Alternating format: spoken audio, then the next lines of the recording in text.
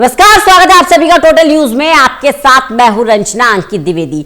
40 दिन का युद्ध, एक तरफ ईरान, दूसरी तरफ अमेरिका और इजराइल, धमकियां, गोलीबारी, बमबारी, एक दूसरे के सैन्य ठिकानों पर हमला और अब 40 दिन के इस युद्ध के बाद सीज फायर, जिसका स्वागत पूरी दुनिया ने किया है। लेकिन यह सवाल बहुत सारे खड़े कर रहा है। पहला ये कि आखिरकार इस युद्ध में कौन जीत रहा है, कौन हार रहा है, और क्या इस सीज फायर के बाद यह युद्ध पूरी तरह से समाप्त हो जाएगा या एक नए तरीके से इस युद्ध को शुरुआत करने की तैयारी हो रही है। क्योंकि ईरान अपनी शर्तें रख रहा है, अमेरिका अपनी शर्तें रख रहा है। तो कुल मिलाकर कौन इस युद्ध में जीता है, कौन इस युद्ध में हार रहा है, इसी पर है आज की हमारी जरूरी बहस।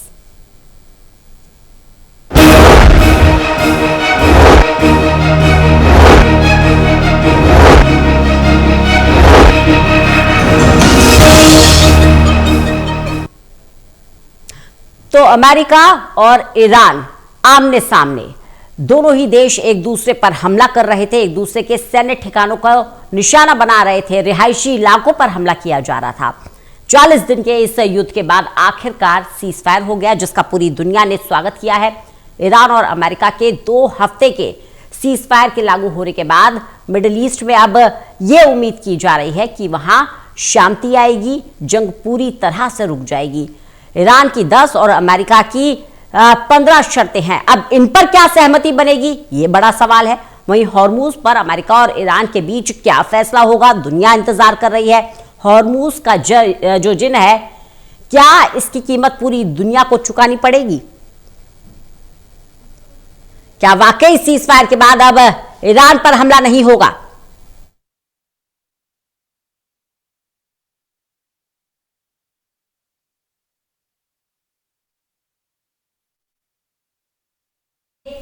सीज फायर को लेकर अब आगे क्या असर होने वाला है, ये तमाम बड़े सवाल हैं। एक तरफ अमेरिकी राष्ट्रपति डोनाल्ड ट्रंप है। याद कीजिए उस धमकी को, जब 48 घंटे का अल्टीमेटम दिया गया था और ईरान को दुनिया के नक्शे से मिटाने की बात कही गई थी। कहा गया था कि पूरी की पूरी सभ्यता का अंत होने वाला है। तो ईरान ने भी पलटवार किया कि ऐसा जवाब देंगे जिसे जिंदगी भर नहीं भूलोगे।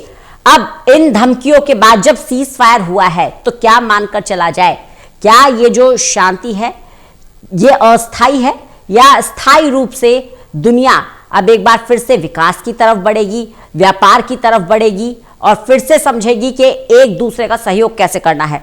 हमारे साथ खास मेहमान जुड़े हुए हैं, जिनका परिचय आपसे करा देते हैं। हमारे साथ मोहिंदर महाजन जी जुड़े हुए हैं, जो कि रिटायर्ड ब्रिगेडियर हैं। इसके अलावा ललन प्रसाद जी जुड़े हुए हैं, वरिष्ठ अर्थशास्त्री हैं। आप दोनों ही मेहमानों का बहुत बहुत स्वागत करती हूं सर। सबसे पहले मोहिंदर सर, आपके पास आऊंगी। कौन जीता कौन हारा, इस पर तो हम चर्चा कर ही रहे हैं, लेकिन विश्व की महाशक्ति अमेरिका को घुटनों पर ला दिया। क्या इसके पीछे ईरान की सबसे बड़ी सिर्फ एक ही पॉलिसी है, उसका सुसाइडल मोड में होना, मरने मारने पर कायम रहना और हर कीमत चुकाकर अपने देश का अस्तित्व बनाए रखना?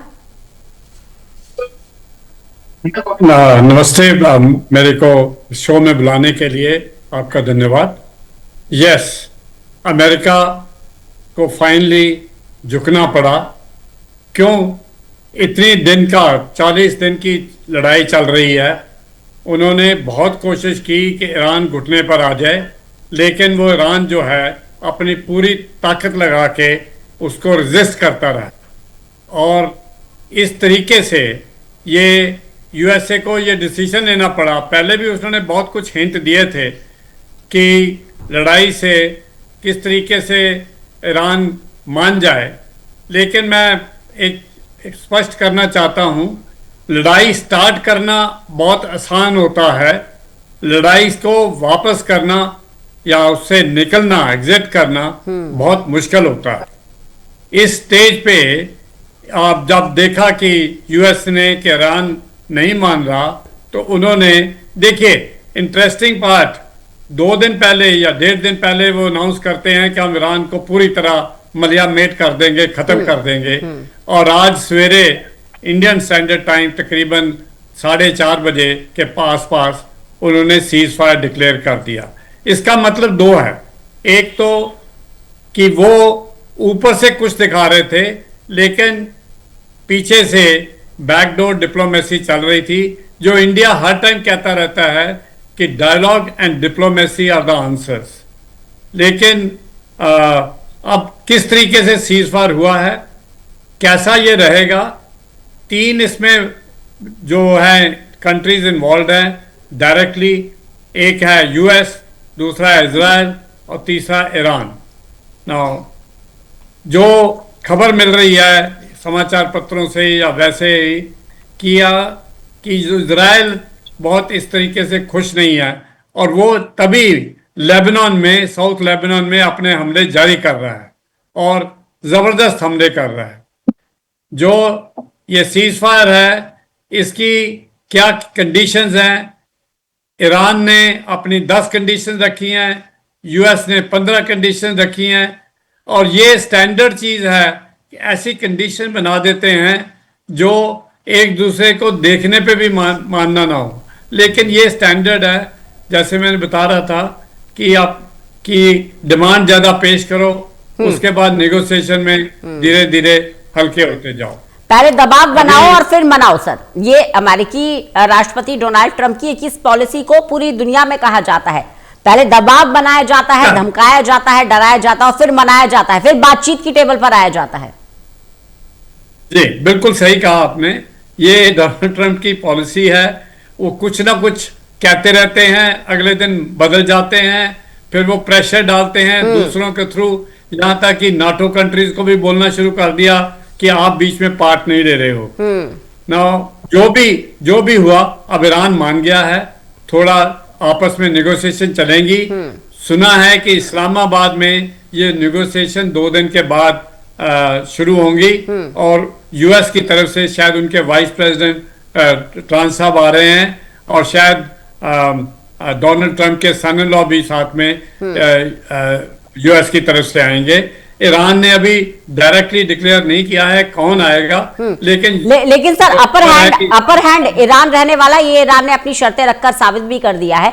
ललन प्रसाद सर, क्योंकि पूरे वर्ल्ड की इकोनॉमी प्रभावित हो रही थी और आपसे ज्यादा बेहतर विश्लेषण शायद ही कोई कर पाए, जैसे ही सीज फायर का ऐलान हुआ शेयर बाजार गुलजार हो गया, कच्चे तेल के दाम गिर गए, रुपया एक बार फिर से मजबूती पकड़ रहा है। तो क्या यह मानकर चला जाए कि धीरे धीरे जिस तरह से ईरान ने अपना अपर हैंड दिखाया है, उससे मार्केट में भी विश्वास आया है कि नहीं, युद्ध नहीं होगा?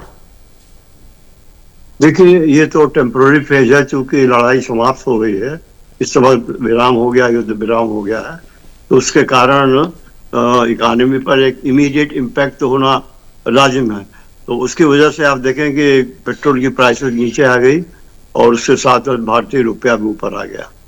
बाकी है कि बाकी जो समस्याएं हैं वो इकोनॉमी वो तो सब बनी हुई है, अभी हार्मुज खाड़ी फ्री तो हुआ नहीं है, कुछ टाइम लगेगा, इसमें वक्त रहेगा, हफ्ते 10 दिन लगेगा जब उनको, और बहुत से जो माइंस वगैरह डाल दिए होंगे समुद्र में इन्होंने, उसको भी क्लियर करना पड़ेगा।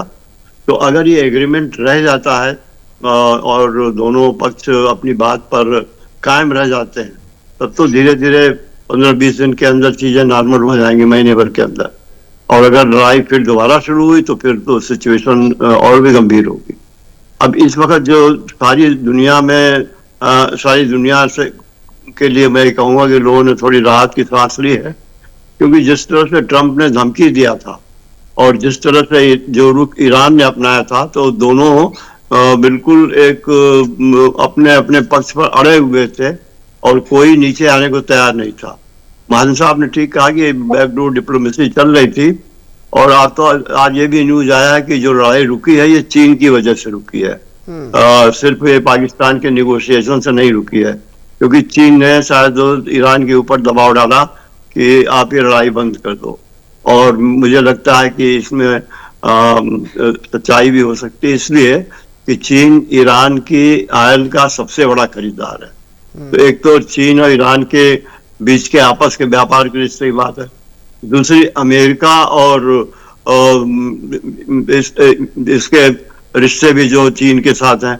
अमेरिका का जो सबसे बड़ा ट्रेडिंग पार्टनर है चीन, और चीन का जो ट्रेड बैलेंस है वो उसके फेवर में बहुत जबरदस्त और अमेरिका बहुत बड़ा देनदार है उसका, यूं कहिए बहुत बड़ा कर्जदार है।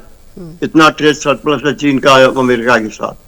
तो अमेरिका और ईरान दोनों ही चीन से चीन के एहसान के नीचे दबे हुए अगर देखा जाए तो, और अगर चीन ने कोई रोल इसमें प्ले किया है बैकडोर से तो इसमें सच्चाई हो सकती है, ये मानने वाली बात है। तो मैं नहीं समझता कि पाकिस्तान ने सिर्फ कर दिया, क्योंकि पाकिस्तान का तो अपना इंटरेस्ट था कि ये हो जाए, इसलिए भी कि पाकिस्तान का बॉर्डर ईरान के साथ लगता है, और इस समय पाकिस्तान के जो अंदर अंदर जो बलूचिस्तान का और फिर जो अफगानिस्तान से पाकिस्तान को खतरा है, तो पाकिस्तान के सीमाओं पर भी संकट पड़ा हुआ है। उसको तो ये था कि कैसे भी हो, क्योंकि एक तरफ जो शुरू में आपको पता होगा कि ईरान ने पाकिस्तान से ईरान बहुत खफा था इस मामले को लेकर, और वो नहीं चाहता कि पाकिस्तान इसमें आए।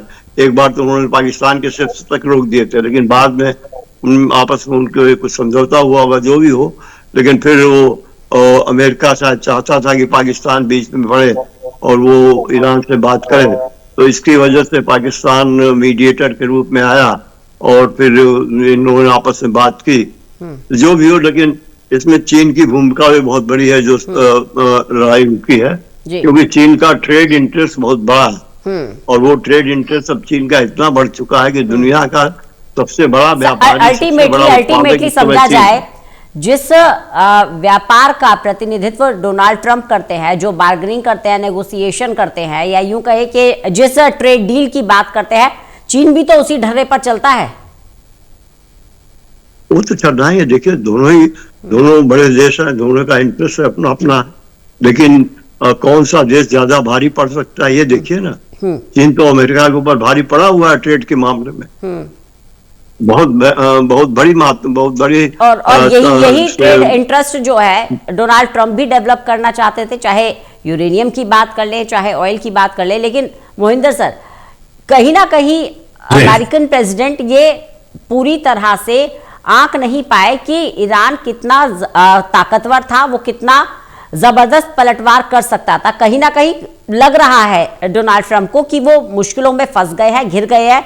या अगर इजराइल की बात कर ले, इजराइल इस सीज फायर से लेके बहुत ज्यादा संतुष्ट नहीं है, तो इजराइल संतुष्ट होगा भी नहीं, क्योंकि कहीं ना कहीं ये पटकथा तो बेंजामिन नेतन्याहू की ही लिखी हुई थी। वो चाहते थे कि अमेरिका इसमें इंटरफेयर करे, इसमें इंटरवीन करे, इस पूरे मामले में लड़ाई हो, क्योंकि ईरान और इजराइल का झगड़ा तो सारा विश्व जानता है।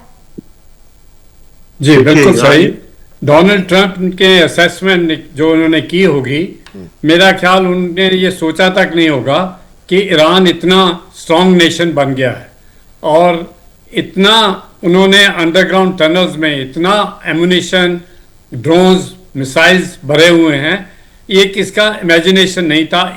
ये ऑल्सो एक अमेरिकन इंटेलिजेंस और उनकी जो फोर्स असेसमेंट होती है उसके ऊपर एक धब्बा है कि वो उनको पता ही नहीं था कि इतना ज़्यादा ईरान की रेजिस्टेंस हो सकती है। जल्द ही उन्होंने सोचा था कि 2 हफ्ते में ये ख़त्म हो जाएगा। फॉरेन मिनिस्टर जो initially foreign minister of Iran ने थोड़ा हिंट दिया था कि सेसेशन कर सकते हैं, लेकिन वो जल्दी से उसका कोई असर नहीं हुआ। दूसरा, मैं जो प्रोफेसर साहब बता रहे थे उसकी असेसमेंट जो अभी चल रही है कि 2 शिप्स उन्होंने अलाउ कर दिए हैं हॉर्मुज स्ट्रेट से पास होने की। तो ऊपर से टोल के ऊपर बातचीत चल रही है कि हर शिप को क्रॉस करने के लिए $2 मिलियन के टोल देना पड़ेगा, और तकरीबन 138 शिप्स जो हैं वो हॉर्मुज से पास करते हैं डेली, विच मीन्स $276 मिलियन उनको दिन के मिलेंगे। ये इनिशियल असेसमेंट है, और वो कहते हैं कि $138 मिलियन ईरान रखेगा, $138 मिलियन ओमान को देंगे। ओमान ने इस बात से इनकार कर दिया है कि हम कोई ऐसा पैसा लेने में इंटरेस्टेड नहीं है, डॉलर्स लेने में इंटरेस्टेड नहीं है। तो कहने का मतलब ये है कि ये गदर चल रहा है इस टाइम पर। इतना तो क्लियर है कि फाइनली ट्रंप को ही झुकना पड़ा, और वो उनका टैक्टफुल तरीका भी है कि देखिए मैंने अब इसको स्टॉप करना चाहता हूं ताकि हार्मो स्टेट में जो दूसरे देशों को नुकसान हो रहा है, उनकी शिपिंग नहीं जा रही है, तो उसके लिए मैं ये कर रहा हूं। लेकिन सक्सेस ये बात यही है कि जो उनका टारगेट था कि ईरान को के ऑयल को सीज करना, जैसे उन्होंने वेनेजुएला में किया था, वो सीज करना, वो उसमें फेल हो गए। ललन प्रसाद जी, क्योंकि यहाँ पर जब जीत हार की बात हो रही है तो एक मैसेज डोनाल्ड ट्रंप पूरी दुनिया को दे रहे हैं कि हमने ये जंग जीती है, हमारी शर्तों पर बात हुई है। ईरान कह रहा है हमारी शर्तों पर बात हुई है। कुल मिलाकर जो एंगल आप बता रहे हैं कि इसमें शर्तें किसी की भी नहीं हो, लेकिन जीता है तो व्यापार जीता है, क्योंकि चीन भी समझ रहा है कि व्यापार प्रभावित हो रहा है, ग्लोबल मार्केट पर क्या इंपैक्ट है, ऐसे में अपना इंटरेस्ट भी देखेगा। साथ ही साथ मिडिल ईस्ट के साथ ये जो रूट है जो डिस्टर्ब हो रहा था हॉर्मूज का, और इसके बाद अल मंडेब को भी इसी तरह से डिस्टर्ब करने की बात ईरान ने कही थी, तो कहीं ना कहीं ये और ज्यादा इकोनॉमिकल इंपैक्ट को बढ़ाता, खतरा और बढ़ाता। हाँ बिल्कुल, आपने ठीक कहा कि ना तो अमेरिका जीता है और ना ईरान जीता है, विश्व व्यापार जीता है, क्योंकि सबको जरूरत है उसकी, और तेल की जरूरत सारी दुनिया को है। अगर खाड़ी देशों में लड़ाई, ऐसे खाड़ी देशों पर आक्रमण ऐसे ही होता रहता और ये लड़ाई और चलती रहती, तो ये तेल का भंडार तो समाप्त हो जाता। आधे से ज्यादा तेल की सप्लाई सारी दुनिया को तो खाड़ी के ही देश करते हैं, और खाड़ी के देश ही बर्बाद कर रहा था ईरान। तो अगर ये कंटिन्यूअस लड़ाई चलती तो इसका परिणाम बहुत भयानक होना था। और दूसरी बात ये कि जैसा मैंने कहा कि एक देखो, ये ट्रेड इंटरेस्ट अमेरिका का भी इसमें था कि जल्दी से जल्दी लड़ाई खत्म हो। और देखिए एक बात हमें समझ लेनी चाहिए कि राष्ट्रपति ट्रंप एक व्यापारी पहले है, इसके बाद कुछ है। वो रियल एस्टेट का बहुत बड़ा व्यापारी है। आपको लोगों को शायद पता होगा कि इंडिया में भी उसका रियल एस्टेट का बहुत बड़ा बिजनेस है, और सारी दुनिया में उसका रियल एस्टेट का बिजनेस है। वो खुद बहुत बड़ा व्यापारी है, और उसका जो इंटरेस्ट है वो ये है कि व्यापार अधिक से अधिक हो और अमेरिका को भी फायदा हो और हमें भी पर्सनली फायदा हो। वो अपना पर्सनल लाभ भी देखता है और अमेरिका को भी लाभ देता है। अब वो चीन से बुराई तो नहीं ज्यादा ले सकता।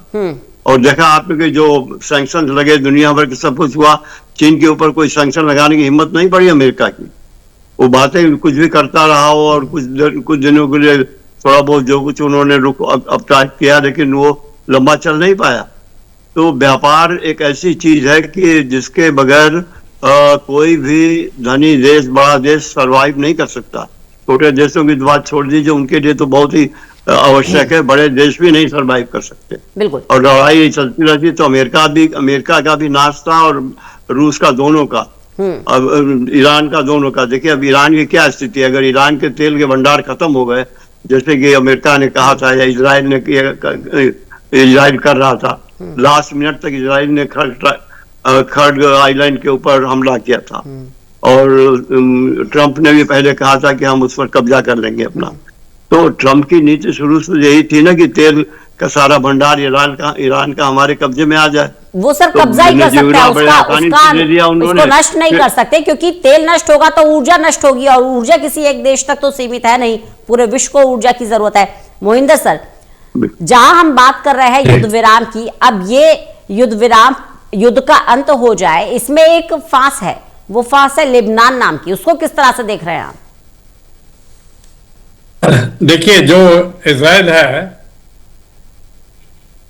है ये तो साउथ लेबनान हिजबुल्लाह के पीछे पड़ा हुआ है, क्योंकि उनको बहुत भारी नुकसान रहता है। तो इसीलिए जो इजराइल है वो सीज फायर के एग्रीमेंट में इनिशियली नहीं था, लेकिन आपको पता ही है यूएस के सामने झुकना ही पड़ता है। तो ये जो उधर साउथ लेबनान में आज भी हमले जारी हैं, तो कहने का ये तात्पर्य है कि वो जो है साथ साथ चलता रहेगा। इवन इधर भी कुछ ना कुछ चंग्यारी चलती रहेगी। जो इंटरेस्टिंग बात ये है कि जो ये एग्रीमेंट या सीज फायर का जो ऐलान किया गया है, कुछ इंस्ट्रक्शंस जो यूएस ने पाकिस्तान को भेजी हैं शहबाज शरीफ को, वो उन्होंने सेम कॉपी पेस्ट करके पोस्ट कर दिया है। इतना भी नहीं उनको ख्याल आया कि उसकी वर्डिंग चेंज की जाए। तो वो आज मजाक बना हुआ है कि पाकिस्तान को इतना भी नहीं रहा कि कैसे डिप्लोमेसी में स्टेटमेंट देते हैं। तो ये कुछ चलता रहेगा, लेकिन क्या ये स्टेबल होगी? 15 दिन की ceasefire is a question mark, क्योंकि हर एक दोनों ने बहुत जबरदस्त स्ट्रॉन्ग स्टैंड ले लिए हैं, और स्ट्रॉन्ग स्टैंड में यही होता है कि जो निगोशिएशन है वो थोड़ी मुश्किल पड़ जाती है, क्योंकि ईरान जो ओवरऑल कमजोर देश कंपेयर टू यूएस गिना जाता था, अब उनके अपने एरिया में आके लड़ाई करना कितना मुश्किल पड़ रहा है ये पता लगता है। बिल्कुल सर, क्योंकि ललन प्रसाद सर, इस युद्ध ने कई सारी थ्योरी को तोड़ा है। एक तो मुस्लिम कंट्रीज में एकता है, इस थ्योरी को तोड़ा है। ईरान अलग थलग था, लड़ता रहा और कहीं ना कहीं अपने टर्म्स और कंडीशन पर आज भी सरवाइव कर रहा है। हर हमले का जवाब दिया, हर धमकी का जवाब दिया। दूसरी थ्योरी जो बार बार कहा जाता था कि सिर्फ 10 दिन में युद्ध खत्म कर देंगे या 2 हफ्ते में युद्ध खत्म कर देंगे, अपनी शर्तों पर युद्ध को खत्म किया जाएगा या युद्ध रोका जाएगा, ये थ्योरी भी ईरान ने तोड़ी। अगर कंडीशन यूएस ने रखी है तो कंडीशन ईरान ने भी रखी है। देखिए, कंडीशन तो दोनों तरफ से रखी हुई है, बात ठीक है, लेकिन अमेरिका ने जो कंडीशन रखी है लगभग वो सारी बेकार हो गई। तो ईरान फिर भी अपनी कंडीशंस को मनवाने में ज्यादा सफल रहा। अब जो परमाणु यूरेनियम के यूज की बात थी, वो जो अमेरिका इतना जबरदस्त विरोध कर रहा था, उसके ऊपर जो एग्रीमेंट तो यही हुआ कि उस पर ईरान उस पर अपना काम करता रहेगा। अब वो परमाणु बम बनाए या शांति के लिए इस्तेमाल करे तो उसकी मर्जी पर होगी। और दूसरी बात यह है कि जो जितने भी कंडीशन उसमें आप देखें, ये जो तेल के ऊपर, तेल भंडार पर जो कब्जा करना चाहते थे ट्रम्प, वो सारा उनकी सारी मंशा फेल हो गई। कहाँ पर वो कब्जा कर पाए? तेल के जो कुएं थे वो सब तो बर्बाद करने पर वो लगे हुए थे, सब थोड़ा बहुत जो बर्बाद उन्होंने किया भी, लेकिन उनके कब्जे में तो नहीं आया। ना तो तेल कब्जे में आया, ना तो परमाणु शक्ति जिसके बहाने उन्होंने हमला किया। एक ही बहाना ही था कि ईरान परमाणु बम बनाएगा और सारी दुनिया के लिए खतरा हो जाएगा, तो इसलिए उसके ऊपर उन्होंने हमला कर दिया। उनकी जो अंदरूनी जो उनकी इच्छा तो यही थी कि जैसे वेनेजुएला का तेल हड़प लिया, वेनेजुएला पर कब्जे कर लिया, वैसे ईरान पर भी कब्जा करके तेल ले लेंगे। वो तो अपने उसमें सफल नहीं हुए। हालांकि वो जोर जोर से कह रहे हैं बाहर की अमेरिका बहुत सक्सेसफुल रहा और हमारी जीत है, तो अमेरिका भी कह रहा है हमारी जीत है, ईरान भी कह रहा है हमारी जीत है। सच्ची बात है कि दोनों में किसी की जीत नहीं है। दोनों को अल्टीमेटली झुकना पड़ा, क्योंकि दोनों को झुकना पड़ा और एक बार स्थिति वहीं पर आ गई है सर, जहां से ये सब कुछ शुरू हुआ था। नुकसान हो गया, आपका इंफ्रास्ट्रक्चर तबाह हो गया, आपकी मिलिट्री को नुकसान हुआ, लेकिन आप अभी भी वहीं खड़े हैं, कोई समाधान नहीं निकला। जो विवाद थे, विवाद जस के तस बने हुए हैं। क्योंकि मोहिंदर सर, जहां आर्मी की बात होती है वहां यूएस की आर्मी को बहुत शक्तिशाली भी माना जाता है। बड़े बड़े फाइटर जेट्स हैं, ड्रोन है, हेलीकॉप्टर्स हैं, ये पूरा बड़े लाभ लश्कर के साथ यूएस की आर्मी प्रदर्शित भी करती है। इस युद्ध में ईरान ने यह भी दिखाया कि आपके पास फाइटर जेट्स है, लेकिन उन फाइटर जेट्स का सामना करने की ताकत ईरान के पास भी थी। याद कीजिए F-15 को किस तरह से मार के गिराया है। बिल्कुल सही कहा आपने। देखिए, यूएस के पास पावरफुल है नेशन, उनके पास बहुत प्लेन्स हैं, बहुत मिसाइल्स हैं, लेकिन ईरान के पास, चाहे वो नेवी और एयरफोर्स में बहुत कमजोर था, लेकिन मिसाइल्स और ड्रोन्स में वो बहुत आगे निकल चुका है। तो वो बहुत सक्सेसफुल रहा है। और सर कभी प्रदर्शनी नहीं करी थी, कभी प्रदर्शनी नहीं करी थी, मौका आने पर सीधा सीधा जवाब देके दिखाया कि क्या हथियार थे ईरान के पास।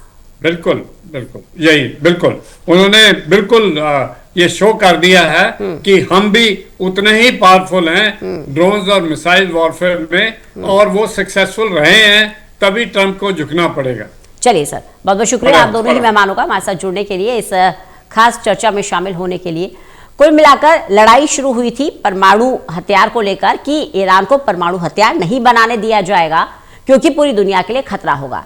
लड़ाई आगे बढ़ी, तेल को लेकर, लेकिन धीरे धीरे ये लड़ाई ईगो की बन गई, उसके बाद शक्ति प्रदर्शन की बन गई, फिर अस्तित्व की बनी और अंत में साख बचाने की बन गई। और यही वजह है कि अब दोनों देश बातचीत की टेबल पर है। लेकिन यहां पर समझना होगा कि दुनिया की सबसे बड़ी शक्ति अमेरिका अगर घुटनों पर आई है तो उसके पीछे कारण क्या है? क्या ये हार है या फिर ओवर कॉन्फिडेंस, नहीं समझ पाना ईरान को कि ईरान के पास कितनी ताकत थी, सैन्य क्षमता कितनी मजबूत थी, और सबसे ज्यादा जरूरी बात, ईरान जिस सुसाइडल मोड में आकर इस लड़ाई को लड़ रहा था, क्या उससे जीत पाना ट्रंप के लिए संभव था?